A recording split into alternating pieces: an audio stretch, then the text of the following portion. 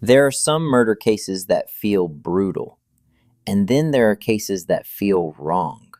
Not just violent, not just tragic, wrong in a deeper way, as if something had gone rotten long before the killing started, as if the house itself had been holding its breath, waiting for the night when everything inside it would finally break. In the spring of 1922, on an isolated farm in Bavaria, 6 people were murdered: a father, a mother, a widowed daughter, 2 children, and a maid who had only arrived that very day. 4 of them were found in the barn, 2 were found inside the house. They had been killed with a farm tool, but that alone is not what made Hinterkaifeck legendary. What made it legendary was everything that came before and everything that seems to have happened after. Footprints in the snow leading from the forest to the farm, but none leading back out. Strange noises in the attic, a missing key, an unfamiliar newspaper, a former maid who reportedly left because the place frightened her, and after the murders, signs that someone remained on the property for days, feeding the animals, eating the family's food, and moving through the farm with the dead still lying where they had fallen. This is the story of Hinterkaifeck, one of the darkest unsolved murder cases in German history. Welcome back to Mystery Trails. Tonight, we're heading into rural Bavaria, into a case that has disturbed people for more than a century. Not because the killer was clever in some glamorous cinematic way, not because there was some grand criminal mastermind behind it, but because the crime feels intimate, rural, claustrophobic, because it happened in a place cut off from the world, and because even now, more than 100 years later, Hinterkaifeck still feels less like a solved mystery and more like a wound that never fully closed. Hinterkaifeck was isolated even by rural standards. The farm stood in Bavaria, roughly 70 kilometers north of Munich, set apart from the nearby hamlet of Kaifeck and bordered by woods. It was remote enough that daily life could pass there without much outside interference, and that same remoteness would become one of the most chilling parts of the case. When something terrible happened at Hinterkaifeck, distance gave it cover. Silence gave it time. The people living there were Andreas Gruber, age 63, his wife, Cecilia, age 72, their widowed daughter, Victoria Gabriel, age 35, Victoria's daughter, 7-year-old Cecilia, her little son Joseph, only 2 years old, and, beginning on March 31st, 1922, a newly arrived maid named Maria Baumgartner, age 44. Maria had only just come to the farm that afternoon, escorted there by her sister. She would be dead before the night was over. From the outside, Hinterkaifeck was just another hard-working farmstead, but the household was anything but peaceful. Even before the murders, the family carried a dark reputation. Andreas Gruber and his daughter Victoria had previously been at the center of a criminal case involving incest and sexual abuse allegations, and those accusations clung to the family in the eyes of neighbors. Whether people spoke openly or in whispers, the effect was the same. Hinterkaifeck was already a place that made others uneasy. It was not a warm household in local memory. It was a troubled one. That matters, because when people later looked back on what happened there, they did not picture an ordinary farmhouse shattered by sudden violence. They pictured a place where tension had been living for years, a place where shame, silence, fear, and control may have already been embedded into daily life. In stories like this, people often search for the exact moment when the nightmare began. But with Hinterkaifeck, it feels as though the nightmare may have already been underway. In the days before the killings, Andreas Gruber began telling neighbors about strange things happening around the farm. He had found footprints in fresh snow leading from the forest toward the property. The chilling detail, repeated again and again in accounts of the case, was that there did not appear to be matching tracks leading back out. Someone had come from the woods to Hinterkaifeck, and as far as Andreas could tell, that someone had not left. That single image has done a lot of work in preserving this case in the public imagination, because footprints are simple, primitive. They do not feel like rumor, they feel like evidence. In a quiet farming landscape, tracks in the snow are a message. They tell you who approached, from where, and sometimes whether they went away again. Here, the message seemed incomplete, or worse. It seemed to suggest that the farm had already been entered, already breached, and already watched. Then came the noises. The family reported hearing footsteps in the attic. Not a random creak, not the settling of old wood in the cold. Footsteps, deliberate movement above their heads. Andreas searched but found no one, or at least no one he admitted finding. He told others about what he had heard, but refused offers of help and did not report the incidents to police. That refusal is one of the many details that keeps people circling this case. Why refuse help? Did Andreas think he could handle it himself? Did he believe the threat was less serious than it sounded? Or did he suspect something that made him unwilling to bring outsiders too close to the farm? Other strange details followed. A newspaper from Munich appeared on the property that nobody in the household claimed to have purchased, and a house key went missing. Taken separately, those might sound like small disturbances. Together, alongside the footprints and the attic sounds, they become deeply sinister. They suggest intrusion, access, a person close enough to move in and out of the family's space without permission. And this was not the first time the farm had carried that kind of uneasy atmosphere. Months earlier, the family's former maid, Crescens Rieger, had left Hinterkaifeck. Accounts differ in the exact wording, and the story has accumulated decades of retelling, but the case record and later summaries consistently tie her departure to strange noises from the attic and her belief that the place felt haunted. Whether she feared spirits or simply sensed a human danger she could not name, she wanted out. That is what makes the prelude to the murders so unnerving. The violence did not burst out of nowhere. It seemed to approach slowly, step by step, footprint by footprint, noise by noise, as if whoever would later kill at Hinterkaifeck had already been circling the property, already learning it, already letting fear seep into the walls. On the afternoon of Friday, March 31st, 1922, the new maid, Maria Baumgartner, arrived at the farm.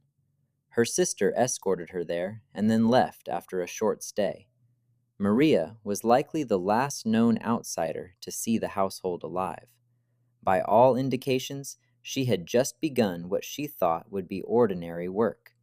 She had no reason to know she had entered one of the most infamous murder scenes in European criminal history.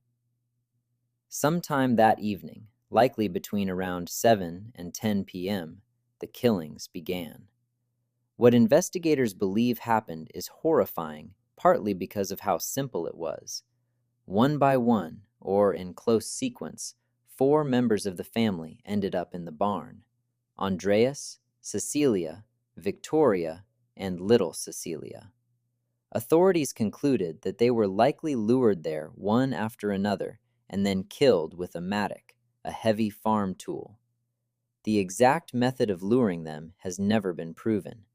It may have been a noise from the stable. It may have been movement among the animals. It may have been a voice they recognized. That possibility is one of the darkest parts of the case, because if the victims went to the barn separately, then at least some of them may have stepped into danger without knowing the others were already dead. Imagine it: a sound in the stable, a disturbance that needed checking. A parent steps out, then another, then another.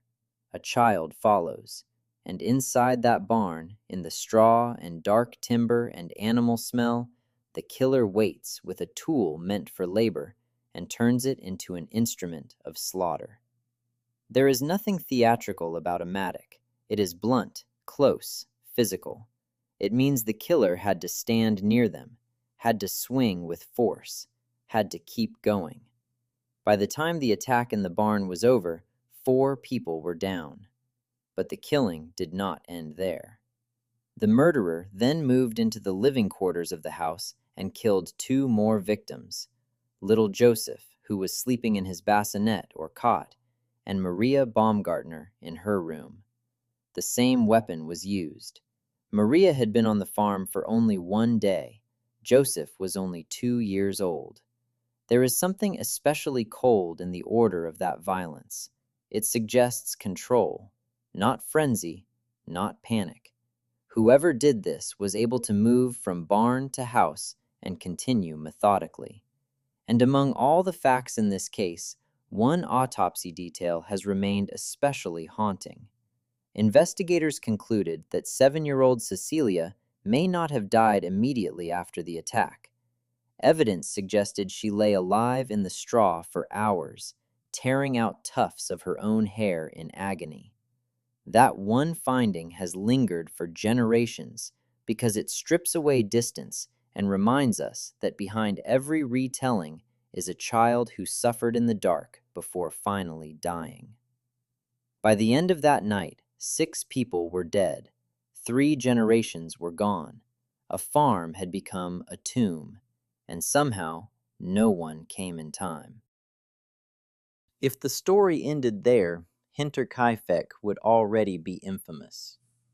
But what happened next is what pushes it into a different category of horror. Because the murderer appears not to have fled immediately. The killings are believed to have happened on the night of March 31st, but the bodies were not discovered until April 4th. During that gap, several unsettling signs suggested someone remained on the property. The animals were fed. Food in the house was eaten. Bread was consumed. Meat had been cut from the pantry. The fireplace or oven had been used. Smoke was seen from the chimney. Think about what that means. Not only were 6 victims lying dead on the farm, but someone may have been walking among them, tending chores, staying warm, moving through the kitchen, and living in the ordinary rhythm of the place as though nothing had happened. That detail is almost impossible to shake. It suggests either an extraordinary level of detachment or a killer who felt deeply at home there. On April 1st, 2 coffee sellers came to the farm to take an order. No one answered, though they noticed an open gate to the machine room. They left. Cecilia did not show up for school. The family failed to attend Sunday worship. On the morning of April 4th, a mechanic named Albert Hoffner arrived to repair an engine. After waiting for a while and seeing no one, he went ahead and did the repair work anyway, spending hours on the property while 6 murdered people lay nearby. That is one of the eerie ironies of Hinterkaifeck. Life brushed right past the edge of the crime before fully seeing it. Orders were expected. School attendance was noticed. Church absence raised concern. A repairman worked. And all the while, the dead remained where the killer had left them. Later on April 4th, after concern continued to build, neighbor Lorenz Schlittenbauer sent his son and stepson to check on the family. When they found nothing, Schlittenbauer went himself with neighbors Michael Pohl and Jakob Siegel. They entered the property and found the 4 bodies in the barn: Andreas, Cecilia, Victoria, and young Cecilia. Soon after, Maria and Joseph were discovered inside the house. It is difficult to imagine what that discovery must have felt like. First, the barn. Then the realization that the horror was larger than it appeared. Then the house. Then the child. Then the maid. One room at a time, the full weight of the crime revealed itself. Investigators from Munich, led by Inspector Georg Gruber, took over the case. But almost immediately, the investigation was damaged by contamination of the scene. Neighbors and onlookers had moved through the property, Bodies were disturbed. Potential evidence was compromised. Some people even cooked and ate in the kitchen after the discovery. For a modern audience, it sounds unbelievable. But in 1922, rural crime scene preservation was nothing like what we would expect today, and that failure may have cost the case its best chance of resolution. Autopsies were carried out on April 5th inside the barn. The skulls of the victims were later sent to Munich for examination. The murder weapon, a mattock, was determined to be the likely instrument used in the killings, though it was not immediately found during the first examination of the property. It was later recovered in the loft of the barn, and additional evidence, including a penknife in the hay, reportedly surfaced during demolition of the farm less than a year later. At first, robbery was considered as a motive, but that theory weakened when money was found still at the farm. If theft had been the purpose, it was poorly carried out. This pushed investigators toward a more personal explanation: grievance, family scandal, obsession, revenge, or some relationship to the household that made the killer comfortable enough to remain there after the murders. And then there were the witness fragments that deepened the mystery. A farmer named Simon Reislander reportedly saw two figures near the edge of the forest around 3 a.m. on the night of the murders. When they noticed him, they turned away so their faces could not be seen. Another passerby, Michael Plokel, later reported smoke from the oven and said someone approached him with a lantern, blinding him, while the smoke carried a revolting smell. Those reports were never fully resolved, and whether they reflect the killer's movements or later embellishment, they added another layer of dread to an already grotesque case. The more investigators looked, the more Hinterkaifeck refused to come together cleanly.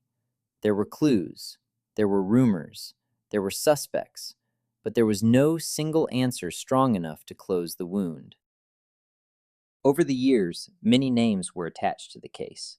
Some theories focused on wandering criminals or local laborers familiar with farms.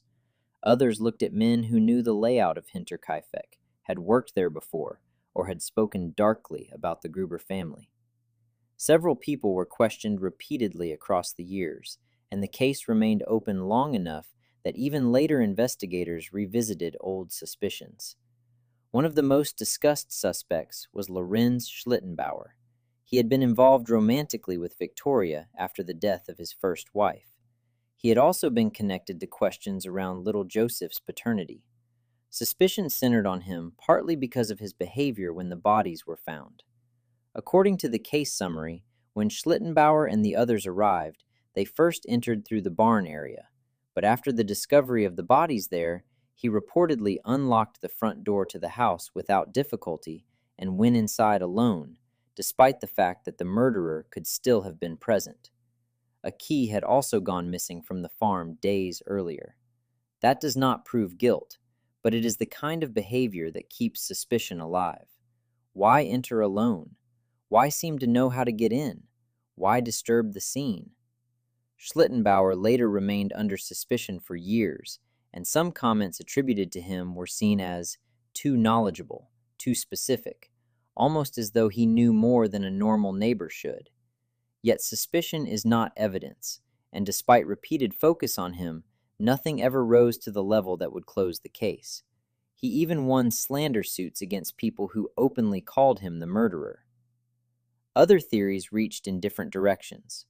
Some people believed Victoria's husband, Carl Gabriel, who had reportedly died in World War I, might somehow have survived and returned.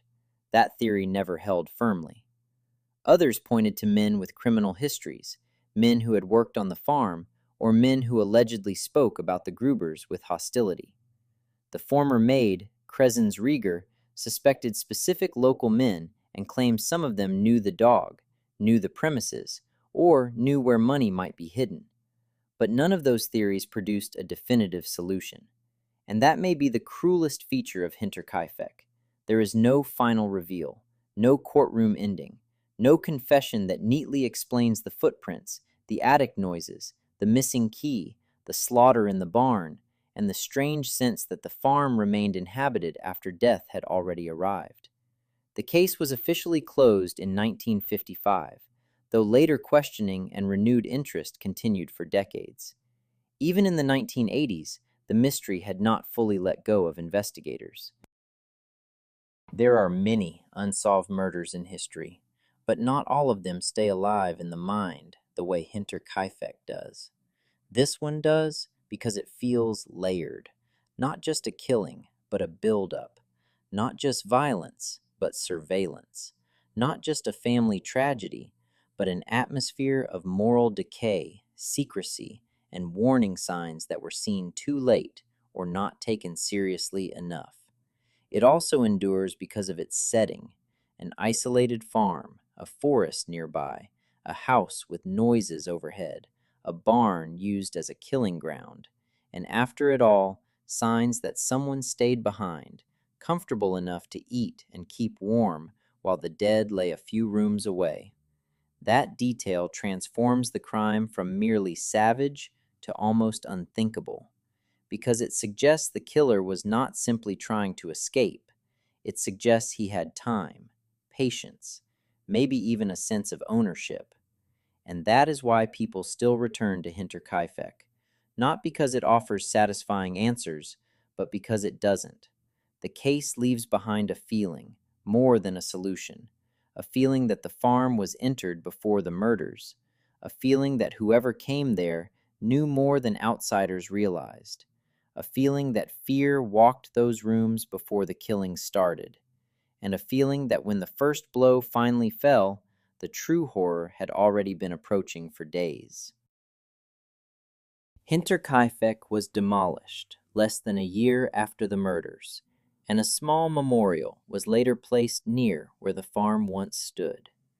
The buildings are gone, the people are long gone, but the case remains one of Germany's most infamous unsolved crimes, precisely because so much about it still resists certainty. Maybe the killer was someone the family knew. Maybe he had been watching from the woods. Maybe he had entered the house before and learned its rhythms. Maybe the signs before the murders were desperate warnings from a place already under threat. Or maybe the most terrifying truth is the simplest one, that on one cold night in 1922, in a remote farmhouse beyond easy help, a patient killer stepped out of the dark, wiped out an entire household, and then stayed long enough to make himself at home. And no one ever proved who he was. And now I want to hear from you.